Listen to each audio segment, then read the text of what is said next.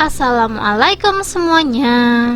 Langsung aja di langkah pertama. Di sini aku ada timbangan. Aku bakalan timbang gula pasir ya teman-teman ya. Untuk gula pasir yang aku pakai kurang lebih 100 gram. Kalau teman-teman gak punya timbangan, untuk rekomendasi timbangan kalian bisa langsung aja cek rekomendasinya di deskripsi ya. 20.000 bisa punya timbangan yang bisa dipakai sehari-hari.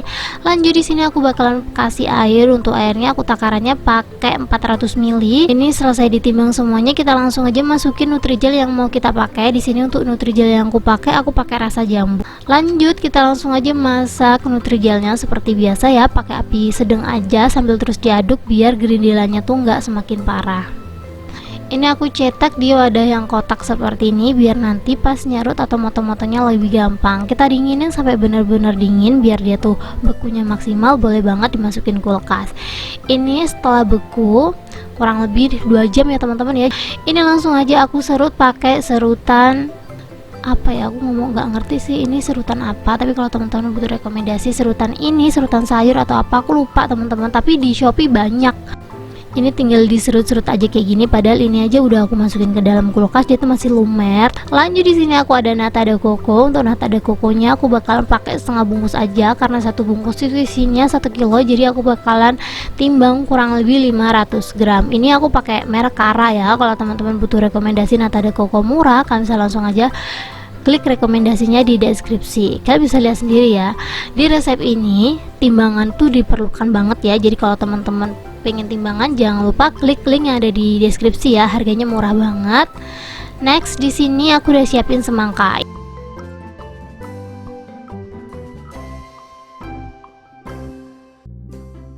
Ini semangkanya udah aku potong semuanya, aku potong kotak-kotak. Kalau teman-teman mau dibulut-bulutin itu juga boleh banget kayak orang jualan es buah. Cuman aku lagi pengen simpelnya aja, dipotong-potong seret-seret gitu kan. Udah jadi deh kotak-kotak seperti ini. Kalau udah kita langsung aja masukin nata de coco yang udah kita timbang tadi. Kayak gini aja. Kalau kalian mau pakai yang gelasan itu juga boleh ya teman-teman ya, 1 atau 2 gelas. Terus di sini aku ada Nutrijel yang udah aku serut tadi. Lanjut aku bakalan masukin susu evaporasi ya, aku pakai yang 3 sapi.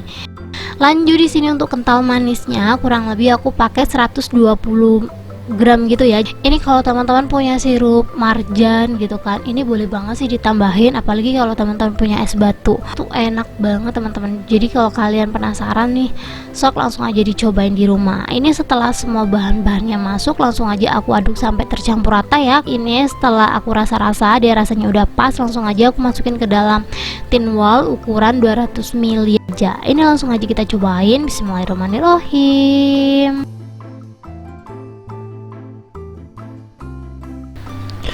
Assalamualaikum semuanya. Nah, kita bikin ini ya.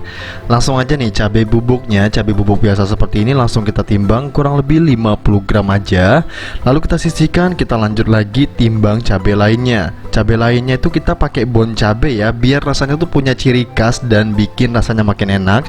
Kita timbang sebanyak 15 gram aja. Lanjut untuk gula pasirnya juga kita timbang ya, kurang lebih 500 graman. Kalau udah semua bahan yang kita timbang tadi langsung aja kita campurkan atau kita jadikan satu di wadah yang besar ini. Ini kita masukin ya cabai yang ini, cabai yang model biasa dan cabai bon cabai. Ini memang ada sedikit perbedaan ya. Cabai bon cabai itu dia punya cita rasa yang enak menurut aku ya teman-teman ya.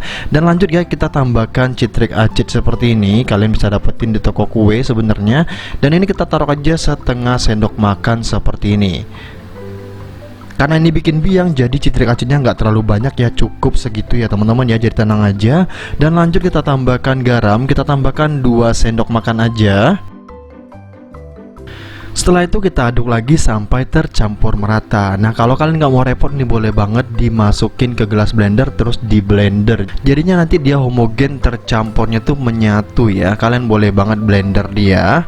Tapi cara simpelnya ada, cukup diaduk seperti ini aja udah cukup ya. Jadi nggak perlu di blender. Kalau udah langsung aja kita masukin ke dalam botol seperti ini. Untuk botolnya itu pakai botol kecil ini aja.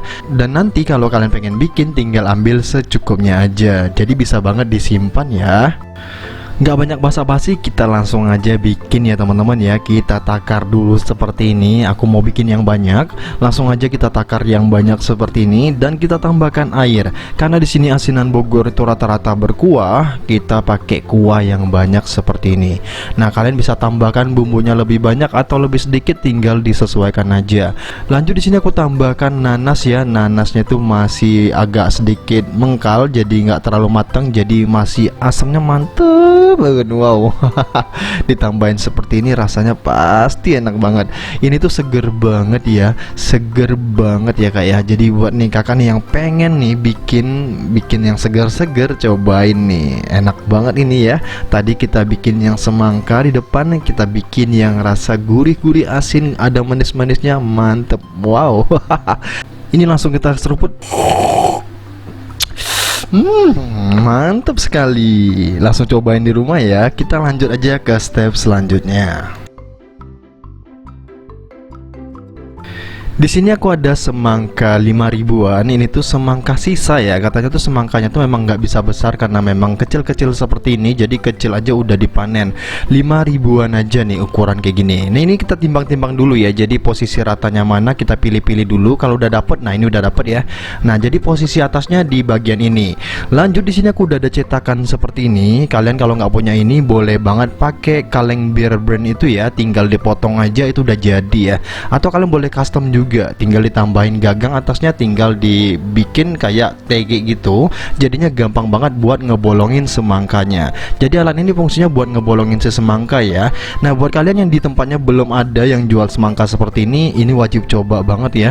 Harganya bisa naik 2-3 kali lipat harga jualnya dari harga semangka 5 ribuan kayak gini. Apalagi kalau kalian tuh ngambil dari kebunnya sendiri, pasti untungnya double. Tapi kalau kalian nggak mau repot, tinggal ambil aja di tempat semangka yang ada, tinggal jual seperti ini. Dinaikin jadi 10-15 ribu udah worth it banget kok. Dan ini ya, tuh cantik banget kalau kita motongnya rapi. Kalau sudah langsung aja kita mixer ya. Kita pakai satu kaki aja, satu kaki kayak gini, langsung aja kita mixer dan kita aduk sampai semuanya ini keangkat. Jadi biar nanti dia jadi air dan gampang disedotnya. Jadi nggak cuman kelapa muda aja yang kita bikin diminum langsung pada kelapanya. Kita bikin semangka juga bisa ya. Emang ini udah banyak banget, udah lama banget adanya, tapi di sini masih belum ada yang jual. Sedangkan aku nyari ini harus bikin sendiri karena memang seenak itu loh teman-teman. Tinggal ditambahkan es batu dan juga nanti gula ya. Gulanya opsional, kalau mau lebih manis tinggal ditambahkan gula. Tapi karena ini semangkanya semangka biasa, nggak terlalu manis, kita tambahkan gula kurang lebih 1 sendok sup seperti ini. Dijamin rasanya enak banget ya, segar banget dan bikin menenangkan. Nah, jadi buat kalian yang suka sama semangka, wajib nih cobain ini es semangka ya. Semangkanya original tanpa tambahan yang lain, cuman ditambahin gula sama es batu doang, rasanya enak dan nikmat banget. Jadi cukup sekian video kali ini, see you di next video. Thank you. Bagian ininya juga dikasih ke pelanggan ya, jangan dimakan sendiri.